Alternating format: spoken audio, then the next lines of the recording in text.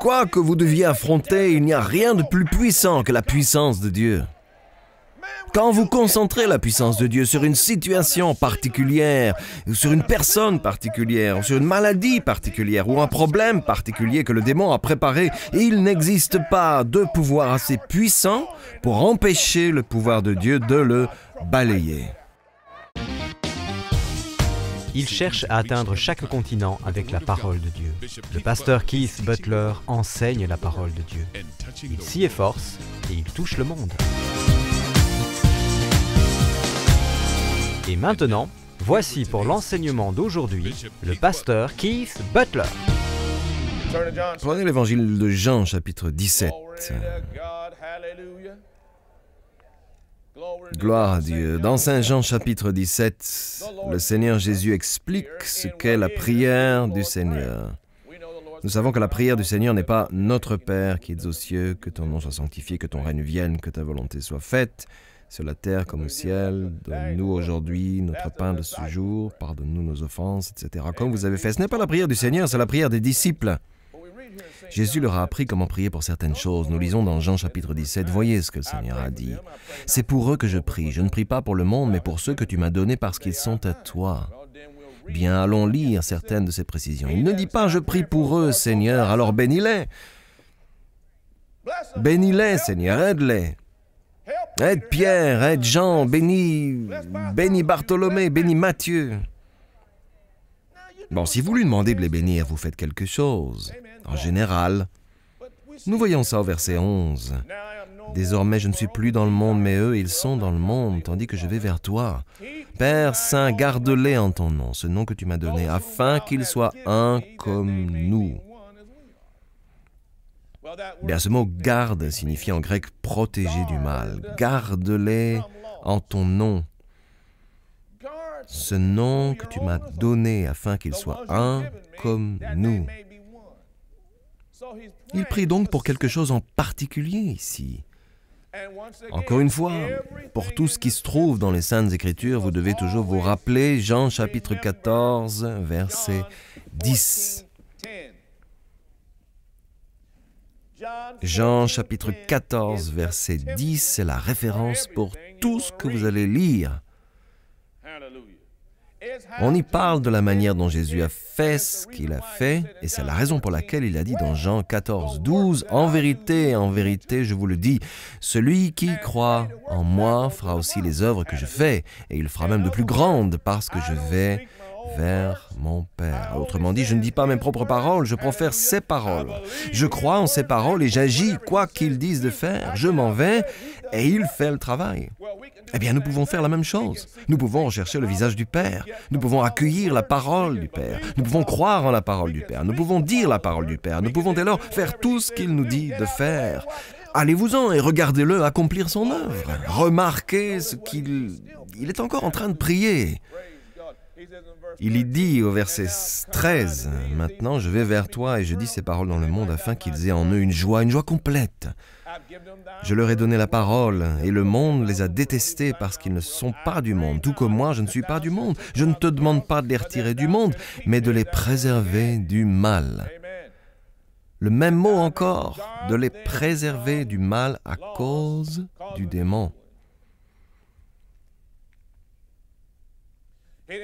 Il prie de cette façon au verset 17, « Consacre-les par ta vérité, ta parole est la vérité. »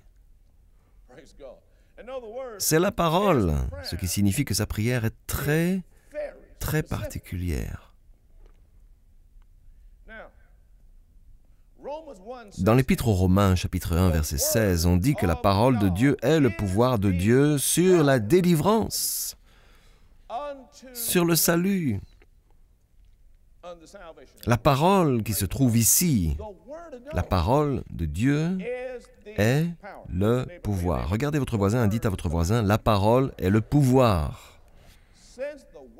Puisque la parole est le pouvoir, quel genre de pouvoir est-ce? Un énorme pouvoir. Une force. Et si la parole est le pouvoir, alors que pensez-vous que nous devrions prier? Nous devrions prier par la parole. Il y a une chose qu'on est sur le point de laisser ici pour aller parler à l'église d'Atlanta, une de ces choses que nous faisons ici-bas. Prions le Seigneur et que nous avons des requêtes de prière, des demandes écrites. Alors moi je leur dis, ok, très bien, on s'est tous réunis en tant que congrégation si j'ai des requêtes de prière. Et j'ai dit ceci, n'envoyez aucune demande de prière ici tant que vous n'avez pas une parole du Seigneur à ce propos. Consultez les Saintes Écritures et ensuite écrivez votre demande. Vous savez quel est le bon problème, car vous avez aussi compris quelle était la réponse qui vous convenait. Je peux avoir un autre amen de ce côté? Vous savez que le problème est correct, mais ce que vous devez savoir maintenant se trouve dans les Saintes Écritures. Et donc devant Dieu, il peut vous faire comprendre cette Écriture. C'est maintenant une parole du Seigneur pour vous. Prenez le temps avant de vous en aller, de dire « Seigneur, fais quelque chose pour ceci. Je t'adresse ma prière pour résoudre ce problème. » Oh, je prêche mieux que je ne reçois d'amen. Allez devant Dieu et dites « Que veux-tu que je dise sur terre ?» La mort et la vie se trouvent dans le pouvoir de la langue.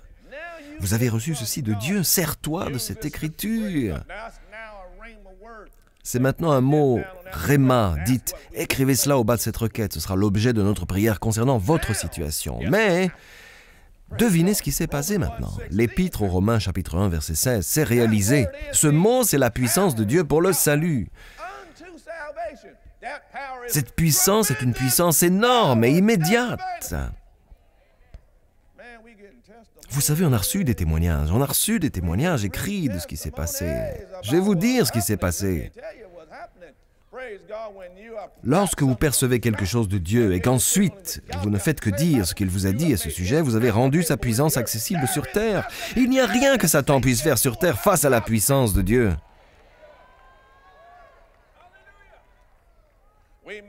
Nous pourrions avoir l'envie de prier avant d'arriver ici à l'église et de savoir pourquoi on est censé prier.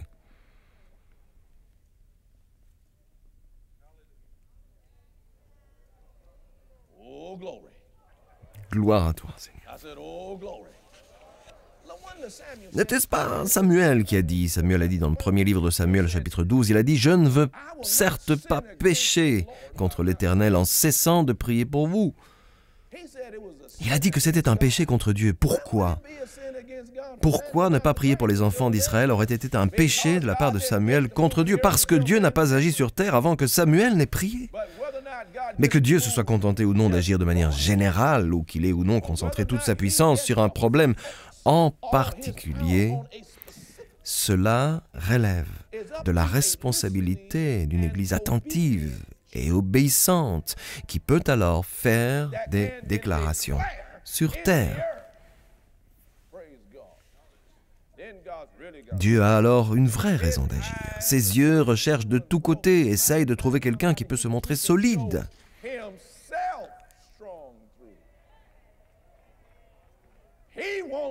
Il veut faire le travail. Il veut être celui qui accomplit tout cela. Nous ne pouvons rien y faire. Même Jésus a dit qu'il ne pouvait rien y faire. Il a dit que le Père faisait le travail. Oh, maintenant ça change un peu la donne, je veux dire. C'est un peu comme... Oh, peut-être qu'au fond, je ne serai pas assez rapide pour agir juste ici. J'ai peut-être besoin de dire, ouais, voilà le problème, mais je dois peut-être prendre un peu le temps de prier devant Dieu pour dire, d'accord, que veux-tu m'annoncer?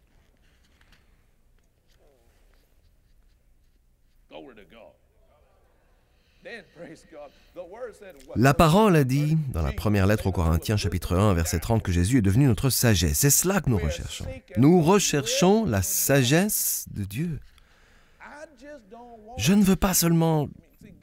Je veux dire, Dieu peut aller aussi vite, il peut aller dans une certaine mesure, mais le fait qu'il arrive ou non à faire totalement ce qu'il veut faire dépend de ceux à qui il a donné le droit sur terre de le laisser agir.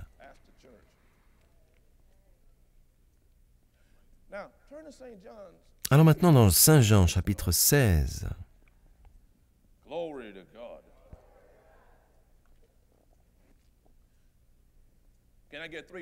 Je peux entendre 3 fois prions, Seigneur. Jésus nous parle ici. Écoutez ce que le Seigneur Jésus a à dire de ceci. Il a dit dans Jean 16, verset 13, « Quand le défenseur sera venu, l'Esprit de la vérité... » Quelqu'un sait qui est l'Esprit de la vérité? Est-il venu? Il est ici, n'est-ce pas? Et il vous conduira dans toute la vérité. Jésus a dit dans l'évangile de Jean, chapitre 17, verset 17, « Ta parole est la vérité. » Le mot « conduire » signifie qu'il vous montrera le chemin. Vous savez ce qu'il vient de dire? Il a dit que quand le Saint-Esprit arrivera, il vous indiquera quelle écriture vous devez lire.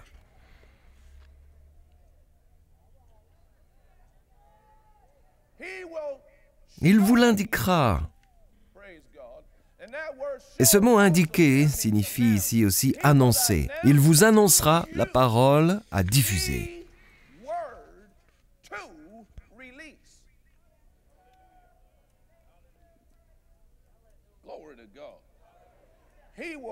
Il vous conduira dans toute la vérité, car il ne parlera pas de lui-même. Croyez-vous que le Saint-Esprit ne prononce pas ses propres paroles? Jésus ne profère pas ses propres paroles, l'Esprit Saint ne dit pas ses propres paroles. Vous savez quoi? Peut-être alors que nous ne sélectionnerons pas nos propres mots. Car il ne parlera pas de lui-même, mais il dira tout ce qu'il a entendu.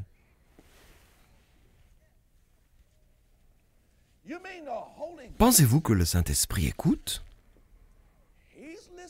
Qu'il fait attention à la parole? On a lu précédemment dans Jean chapitre 14 que Jésus a dit « Les paroles que je vous dis, je ne les dis pas de moi-même. » Savez-vous ce que Jésus faisait lorsqu'il était sur terre? Il faisait toujours attention à la parole. Car il ne parlera pas de lui-même, mais il dira tout ce qu'il aura entendu et vous annoncera les choses à venir.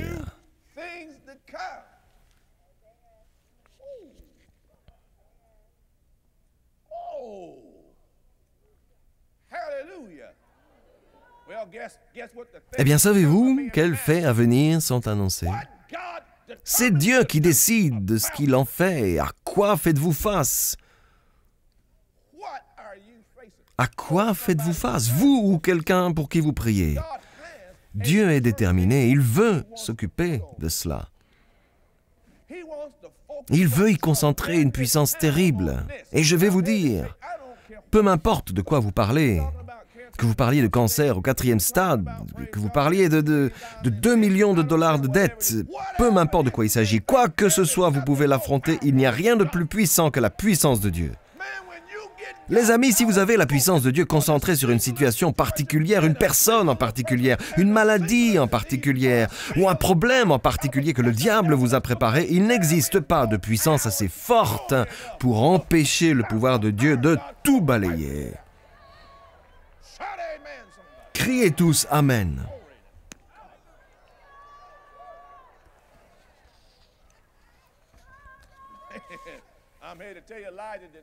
Les amis, moi je vous le dis, Élie n'a pas choisi ses propres paroles. Le Père lui a dit, tu annonces cela sur la terre. Et il n'a pas plu pendant 3 ans et demi, et Élie n'est pas revenu non plus, jusqu'à ce que le Seigneur lui dise, il est temps pour toi de dire autre chose sur la terre.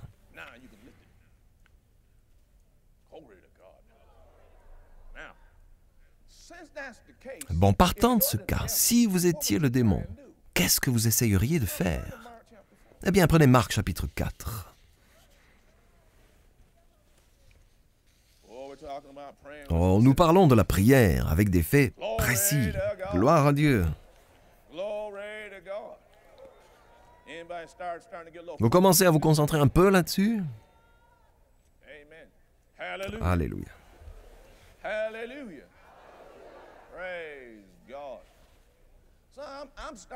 Donc je m'y mets chaque fois un peu plus, comme ceci. Très bien, voici quelle est la situation. Maintenant, laissez-moi devant Dieu, laissez-moi prier.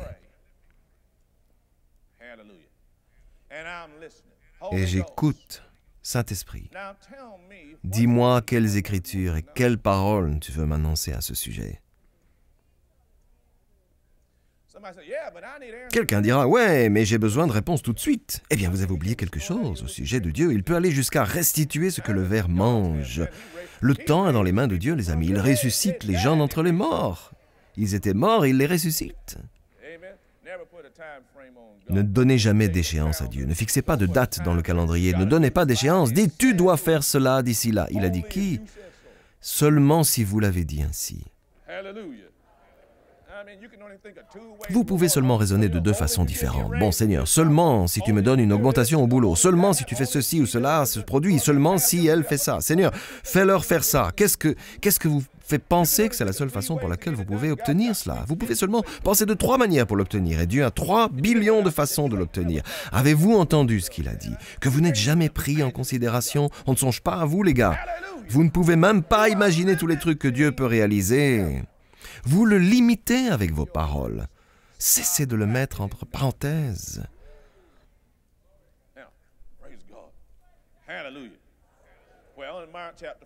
Bien, dans Marc chapitre 4, je vous expliquais ça. Vous savez donc que Satan utilise... En fait, on trouve 7 problèmes dans Marc chapitre 4. Combien d'entre vous ont assisté à la leçon que j'ai présentée avec le frère Copeland? Dans Marc chapitre 4, on rencontre donc 7 problèmes. Les 2 premiers s'imposent d'eux-mêmes. Satan utilise alors 5 outils. Les difficultés, la persécution, les préoccupations de ce monde, l'attrait trompeur des richesses et les passions en tout genre pénètrent en eux, étouffent la parole et la rendent infructueuse. Donc les 2 premiers étaient les difficultés et la persécution, qui est la pression apportée contre vous en raison de certaines circonstances ou la pression apportée contre vous par les gens. Combien d'entre vous ont découvert que Satan vous a indiqué que certains agissaient contre vous? Et ils ont succombé à la tentation du mal, les amis. Pourquoi? Continuez la lecture ici dans Marc chapitre 4, jusqu'à ce qu'il soit offensé, scandalizo en grec, jusqu'à ce qu'il soit offensé. Qu'essaie de faire Satan? Il tente de stopper la parole. Pourquoi? Pourquoi? À cause du verset 20. Allez-y, lisez le verset 20. Le verset 20 dit ici, « D'autres, enfin, reçoivent la semence dans la bonne terre. Ce sont eux qui entendent la parole. » Ils font quoi? Ils entendent la parole. Ils font quoi? Devinez d'où ils la reçoivent, du Saint-Esprit. Les amis, vous ne pouvez pas échapper au temps qui passe. Ce sont eux qui entendent la parole, l'accueillent et portent du fruit avec un rapport de 30, 60 ou 100 pour 1.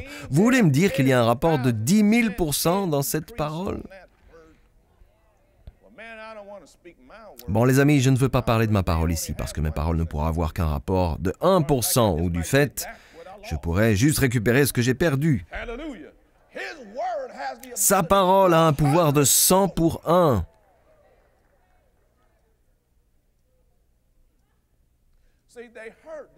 Vous voyez, ils ont entendu la parole. Continuez la lecture. Il leur dit encore, apporte-t-on la lampe pour la mettre sous un seau ou sous le lit, n'est-ce pas, pour la mettre sur son support? Ce qu'il veut dire, c'est qu'il ne vous cache pas sa parole. Elle se trouve ici. Il fait en sorte qu'elle soit un bénéfice évident. Et il ne vous la cache pas. Il n'y a rien, en effet, rien de caché qui ne doive être mis en lumière, rien de secret qui ne doive être mis au jour. Si quelqu'un a des oreilles pour entendre, qu'il entende. Si quelqu'un a des oreilles, si quelqu'un a des oreilles, si quelqu'un a des oreilles, qu'il entende. Et il ne parle pas de celles qui se trouvent à l'extérieur, sur le côté de votre crâne. Il parle d'être à l'écoute du Saint-Esprit. Où est le Saint-Esprit? Où est-il? Il est juste ici.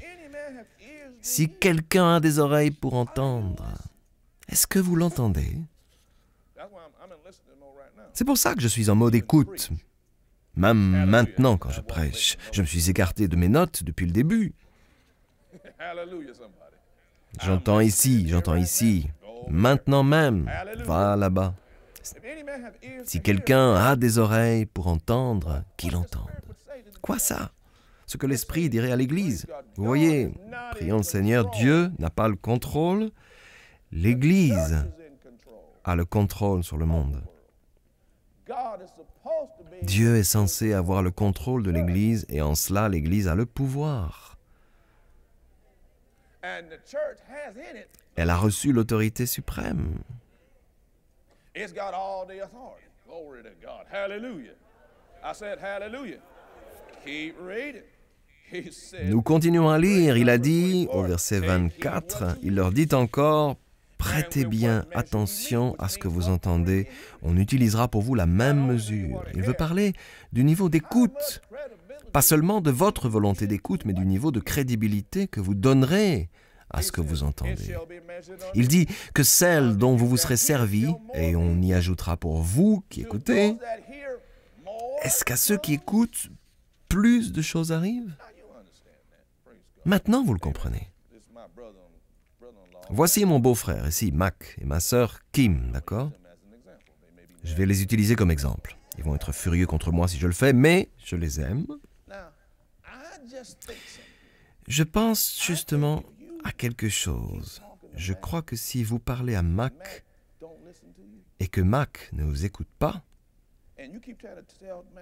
et si vous continuez à essayer de dire quelque chose à Mac et qu'il ne vous écoute pas, il ne fait pas attention à vous, il continue à regarder le football ou autre chose et ne vous porte aucune attention.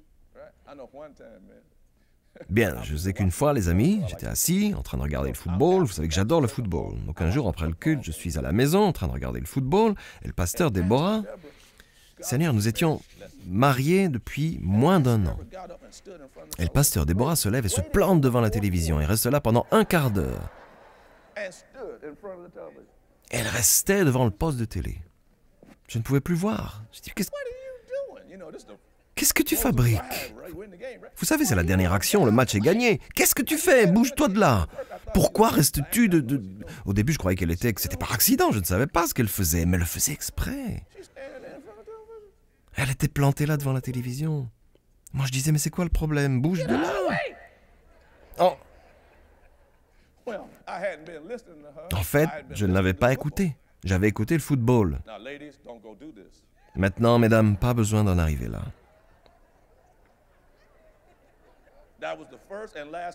Ça a été la première et la dernière fois qu'elle a fait ça.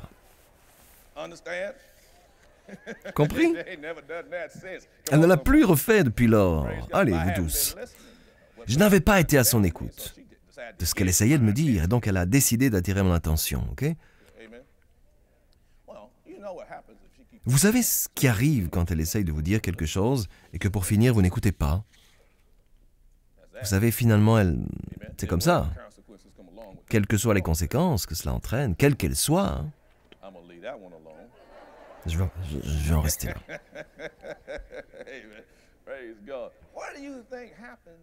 Que pensez-vous qu'il se passe lorsque vous n'êtes pas à l'écoute de Dieu? Le Saint-Esprit est un gentleman. Il continue d'essayer d'insister auprès de vous, il essaye. J'essaye de t'expliquer ce que tu dois dire. J'essaye de te dire que tu dois libérer. J'essaye de te donner une parole surnaturelle, mais tu ne veux pas écouter. Savez-vous ce qui arrive si elle lui parle et qu'il répond toujours à son regard? Mes frères, lorsque votre femme vous parle, regardez-la dans les yeux. N'ai-je pas raison, mesdames? Regardez-la dans les yeux, refermez votre journal, refermez les pages sportives, déposez la télécommande, déposez tout et regardez-la dans les yeux. Oui, ma chérie. Regardez-la droit dans les yeux. Bon, je vais vous dire quelque chose. Si vous faites cela chaque fois qu'elle essaye de vous parler, vous savez ce qu'elle va faire? Elle partagera plus de temps avec vous.